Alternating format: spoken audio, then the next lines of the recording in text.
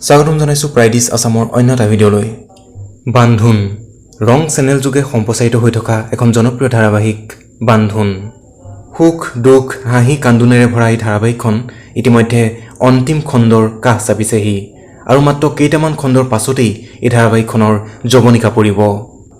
এই সম্পৰ্কে এই ধাৰাবাহিকখনত অভিনয় কৰা জনপ্ৰিয় অভিনেতা কিশোৰ কুমাৰ দাস আৰু জনপ্ৰিয় অভিনেত্ৰী অনন্যা কাশ্যপে ফেচবুক যোগে আপডেট আগবঢ়াইছে বান্ধোন ধাৰাবাহিকখন পৰিচালনা কৰিছিল পৰিচালক বাপ্পা আহমেদে সাম্প্ৰতিক সময়ৰ জটিল পৰিস্থিতিৰ মাজতো বহু প্ৰত্যাহ্বানক নেওচি সুচাৰুৰূপে পৰিচালনা কৰিছিল এই ধাৰাবাহিকখন